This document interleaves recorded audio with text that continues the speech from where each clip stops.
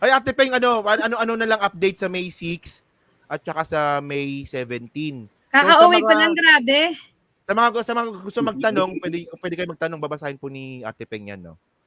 Sige, Ayun, anong shoutout balita? po sa lahat. Kakauwi Hindi, ko lang po. ang tanong kasi dito, bakit biglaan yung May 6? Kasi may mga nagko-comment dito eh. Kasi 'di ba, maraming mga loyalista and actually no, meron din mga yung biktima ng mga EJK na kumukontak sa atin na na-disappoint doon sa ginawang hearing ni Bato na Okay. parang alam mo 'yun, parang ang dating sa mas marami no na scripted.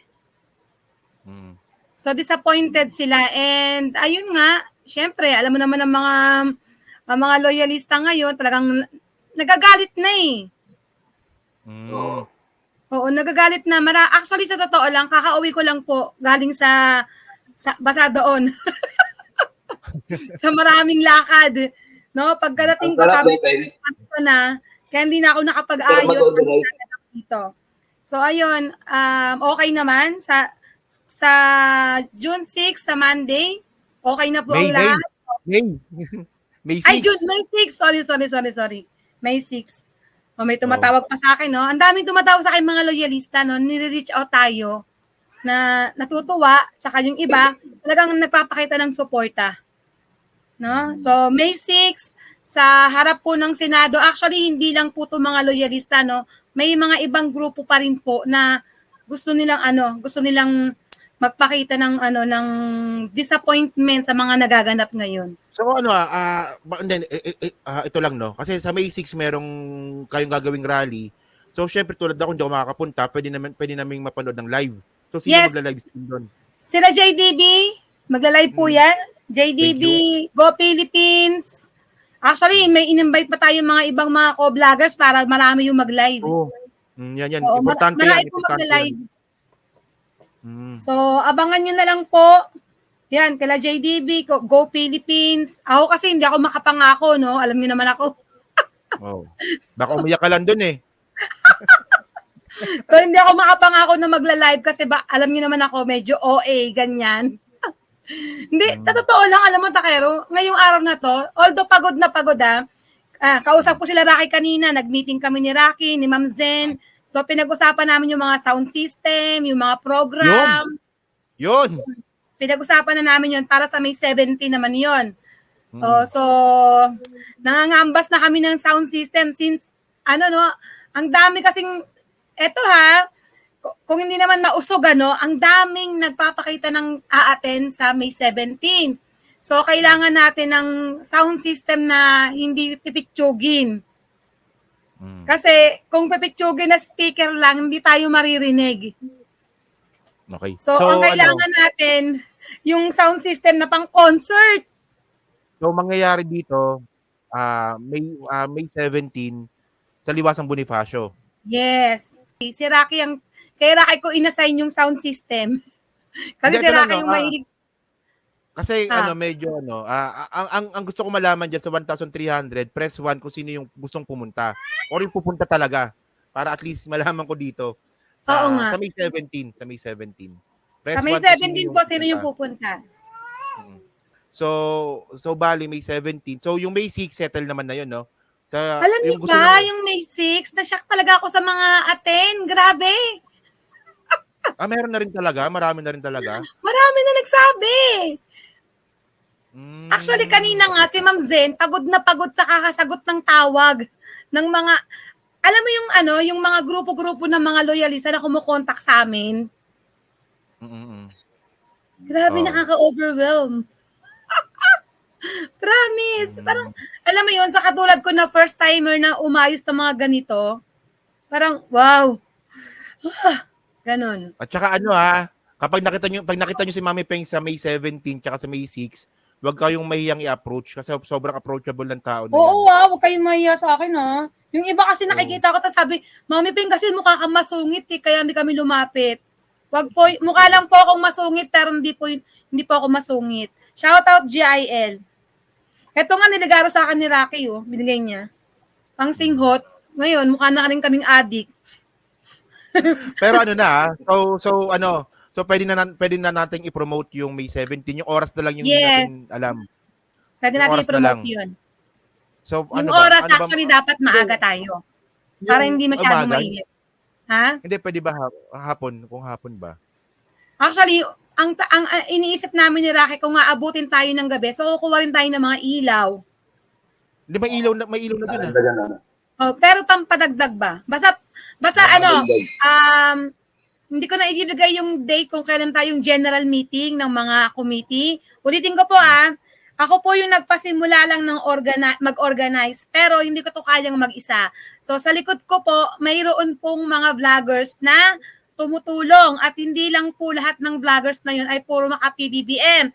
Meron po tayong kasama like si Model of Manila na Iskonian. And eto pang maganda. May tumawag sa akin kanina and nag-confirm na may mga taga-Dilaw na Yun. pupunta. Yun, wala na Diba? nakakaano naman yan. Nakakatayo naman ng balahibo yan, Mami Peng. Oo nga eh. So eto nag-i-invite din po ako ng mga, ayan, si Takero, farmer siya, no? Pero mas nag-i-invite din po ako ng mga farmers para magkaroon tayo ng maliit na programa at bawat isa sa atin ay magkaroon ng, alam mo yun, yung pagpapahayag. Di ba? Na para maiayos natin lahat ito. Di ba? Mga farmers, kung meron kayong kilala na mga, yung mga mangingisda, yung iba-ibang natin. Tapos Lahat ng sektor. kung merong viewer dyan nila Lahat ng sektor. mga sektoral. Tapos Lahat kung merong mga viewer dyan na mga dilawan na vlogger tulad nila Insurrecto, nila Vlogcaster. Oo. Sino pa ba yung mga yung mga dilawan na basta yan yung mga dilawan na vlogger, kung viewer din kayo niya, kung viewer din nila kayo, then nakapanood kayo dito, pwede kayo mag-comment sa kanila na mama sila kasi pero syempre wag naman kayo mga away. Wag kayong mga away doon. Baka pumunta kayo doon, awayin nyo kami. Si Patrick, taga Palawan si Patrick ang alam ko eh. Kaibigan ko yan eh. Si Patrick. Hindi, basta walang away dapat. May nagtanong kanina, nabasa ko nung bago ako mag-off. Sabi, anong kulay yung susuotin? So, eto po yan, no? Kung kayo po ay dilawan, pwede po kayo magdilaw. Kung kayo po ay pink, pwede kayo mag-pink. Kasi yung mga Iskonian, magbo-blue yan kasi Iskonian yan eh. Siyempre kami, magre-red kami. Diba? So, wala tong, kailangan lahat tayo naka-red. Hindi. Kung ano yung gusto nyo suotin dahil yun ang inyong gusto, dahil yun ang inyong pinaniniwalaan, so okay, go kayo doon. Pwede bang pwede ba Mami Peng yung pwede ba yung gagamitin ninyo sa Lunes, magamit din natin sa 17, yung mga banner? Actually, pwede, kaso iniisip lang namin ni Ma'am Zen, baka mamaya may masira, pero tatry natin para medyo matipid tayo. Pero para medyo makatipid tayo sa mga tarpaulin, tatry lang natin. Pero hopefully, kasi marami nga atin eh. Sa Monday. Maraming nag-oo eh. So, yan, abangan natin yan sa Lunes, no? Siguro feeling ko, no, yung mga nag-commita, nasa 2,000 plus. Sana nga wag sana wag mausog. Oo nga, wag mausog. Ang maisog. Ano naman ang reason para mauusog pa? Ay, wala eh. Wala, diba? Alam niyo, pa naman talaga ang loyalista kahit kailan hindi to pagmamayabang kahit kailan naman talaga. Shoutout Nixon alam mo yan. Iba naman talaga ang loyalista. Basta ang loyalista, isang tawag lang yan. Kahit kailan, subok na yan. Sabi ko nga palagi, no, siguro naman nakatangin ng mga rally ni PBBM. Sabi ko palagi ito na ang mga loyalista, isang tawag lang yan, organic, kahit walang pakain, walang bayad, dadagsayan. At sinasabi ko palagi ito, hindi to yabang pero subok to. Marcos lang ang kayang magdala ng maraming crowd. Crowd maker. Oo. Crowd maker ang Marcos. Real talk to. Partida na to, hindi pa to event ni PBBM. At kung tutuusin, ko lang to, paggising ko, naawa ako kay PBBM, naisip ko na kailangan ng kumilos. Ay, Kita mo, bali, bali sa Ha? ano, bali, Hindi sa- tayo. bali sa May 7, bali sa May 17, uuwi din daw po si Mima. Oo. Sasama din siya sa rally. Oh. Actually, So, marami si naman ano, kasama. So, ibig sabihin nun, si Muntin Tinig, kasi mo nag-message sa akin at magbubuk na raw siya ng ticket bukas. So, bali, Si ibig ano, sabihin nun, sila Sir Dante rin na ata pupunta eh. o taga ano yun, di ba? Taga Bicol yun, di ba? So, ibig Taga sabihin nun, Bicol. kahit mga taga-probinsya ng mga vloggers, talagang mag-e-effort din na pumunta. Meron din So, nagkaibang masa eh. Kaso hindi ko lang alam kung ina-announce niya na eh. Pero siya na lang mag-announce. Hindi, So, sa live ko kanina, meron mga nagsabi na uuwi. Oh? Para lang dyan sa rally, oo. Oo. Mga nababasa ko kanina, oo. yun. So, Yan. magkita-kita tayo doon. Tapos naisip ko, alam niyo ba naisip ko, kanina nagkakwentuhan kami ni Rocky. Sabi ko, alam mo, ayun po, nag-away yung mga pusa ko. Sabi ko, alam mo Rocky, parang maganda tong gawin natin, no? Para maging stick tayo mga loyalists. Gawin kaya natin na, bawa, every 3 months, meron tayong mga loyalist day. Tapos sa luneta tayo. Parang, ano lang, hindi siya rally, parang ano lang, parang event na parang, ano lang, parang reunion, parang get together, ganun. Di ba? Para yung mga loyalista maging solid. Diba? Oh, maganda yun. Diba? Pero ano pa yun? Ano, pinag-uusapan pa lang. Every quarter, pwede yun. Every quarter. Oo. So yun, so bale, wala nang makakapigil nung Wala na. Wala ng May 17. So at least, malinaw na kasi gusto ko rin talaga marinig sa'yo, at least may promote na po natin araw-araw. And then sa mga gustong kontakin si Peng for para sa support.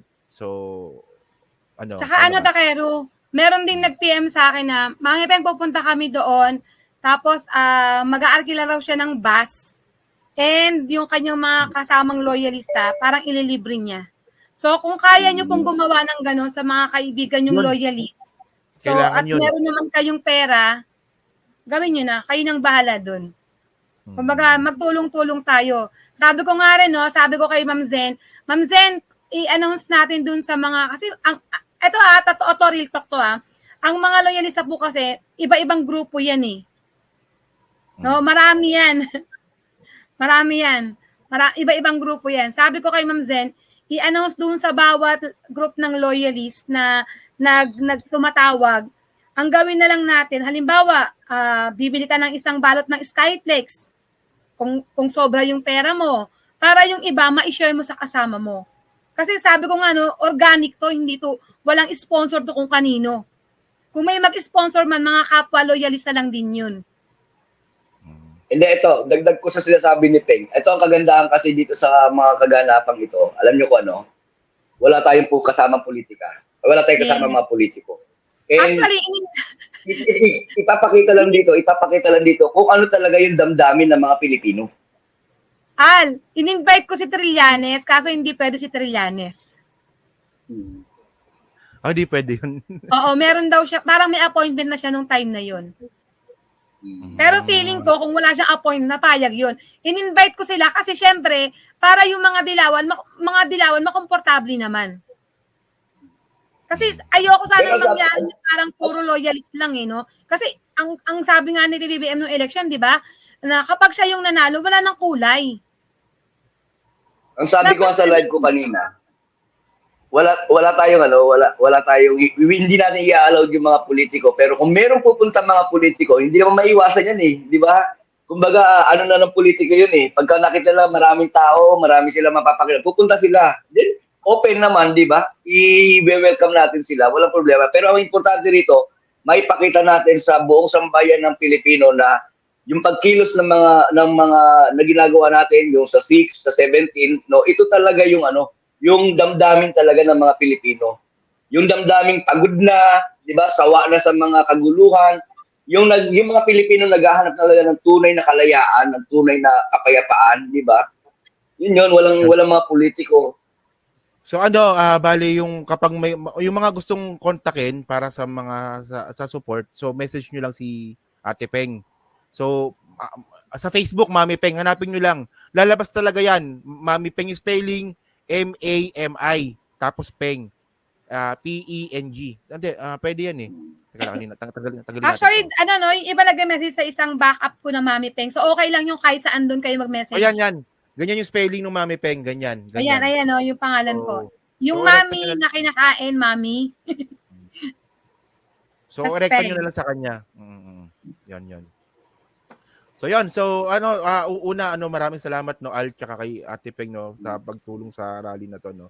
So, syempre, kahit na wala kami dyan sa Maynila, tumutulong naman kami kahit papaano. Oo nga. Tsaka tulong-tulong. Alam mo, sa totoo lang, excited nga ako. Alam mo kung bakit? Ngayon ko nakikita na kahit si biyahe ni Koy, panay ang tawag sa akin, panay ang report, Mami Peng, ganito gagawin natin. Mami Peng, ganito. Sabi rin ni Boss Mike, sabi rin si Model of Manila, panay ang tawag sa akin. Kumbaga, ngayon ko nakikita na tayong mga vloggers, hindi lang tayo basta vloggers eh. Oo. Kapag kinakailangan nating mag-unite, talagang nag-unite tayo eh. Nagtutulungan talaga. Tsaka lahat nag-aambag. Bali, ayan na. Bali, no. Suggestion. I-share ko na pala. Ayan na pala. Diba? Yan. So, eto po hindi ko po sinasorry yung trabaho. Toka-toka po kami. So bali, sa gustong kumontak kay Ate Peng, so andyan yung link, yan, inaano ko na. Sinishare ko na. Yan. Okay. Yan. So update na lang tayo, Ate Peng, no, kasi ako excited na rin akong umuwi ng maaga. Kasi ang mangyayari diyan uwi ako ng 16, balik din ako ng 19 dito. Parang ganun. Tapos babalik din ako ng June. Parang uwi lang talaga ako para sa rally na yan. Oo. Yan. So, ito kasi may nagbabanggit ng maisog. Bali, hindi namin tinatapatan yung maisog. Hindi talaga. Kasi una, yung maisog, budgeted ng China yon or na 51 billion ni Pulong. Totoo ba? Ito kasi wala tong budget Wala tong budget. At kumbaga kami lang ito, tsaka yung mga tumutulong lang sa amin. Nakapwa namin loyalista. Oo. Kumbaga ito tayo lang. Wala tayong backup. Even si BBM, walang backup dito, no? Kahit singkong kusing, wala. Tandaan po natin. Ang presidente natin, Ilocano. Kuripot yun eh. Yun lang yun. Tsaka alam naman ni BBM yan, no? Pag loyalist talaga, alam talaga. Kahit si Sen Aimee, alam niya yan. Alam niya yan. Ibang sumuporta ang loyalista. Mula pa sa ninuno natin yan. Ninuno namin. No? Isang tawag lang. Hindi nga nila kailangan magtawag eh. Ang mga loyalista, may puso yan. No? Kumbaga, naka-attach ang puso namin at nararamdaman namin kung ano yung dapat gawin. Sagutin ko lang kasi kanina, ito gusto ko lang sagutin, no? Kanina may nag-PM sa akin, sabi sa akin ganito, Mami Peng, ba't ikaw ang nag-aayos niyan? Dapat daw teacher. Sagutin ko lang to, ha? Hindi po pwedeng mag-ayos yung teacher ng ganito. Kasi po yung teacher, pag nag-ayos po ng ganitong klaseng rally, tatanggalin po sila. Sayang po yung kanilang mga benefits. Okay? So, ang pwede pong mag-ayos ng ganito, mga katulad ko talaga. At saka Tsaka unethical yun. Unethical sa mga teachers. Diba? Especially usaping political ito. So, malamang tama tayo sa negative, no? Magtulong-tulong tayo. Alam mo tayo mga Pilipino, huwag tayong maghilahan pababa. Correct. At saka pwede nyo rin i-replay yung live ko kanina. Sinagot ko na doon kung bakit hindi teacher, bakit i-explain ko na rin doon na kahit sino pwede. At saka baka sumagot na naman bakit yung ACT teachers. So ACT teachers kasi yung pinaglalaban ng ACT teachers tungkol lang naman sa trabaho din nila. Ito kasi rally na may halong politika kasi to. Tsaka rally na nagpaparesign ng DepEd secretary. Oo. Kasi yung rally ng mga ACT teachers na yan tungkol sa pagbabago nung trabaho, nung proseso. Oo, sa mga sahod. Tsaka karamihan sa ACT teacher, mga hindi naman teacher. Or mga dating teacher. Pero ito naman kasi, rally ito para tanggalin yung DepEd secretary. So, unethical yun talaga sa kanila. Medyo lang kasi, medyo magbasa-basa kasi tayo para hindi tayo nagmumukhang Oo, basa tayo ng batas.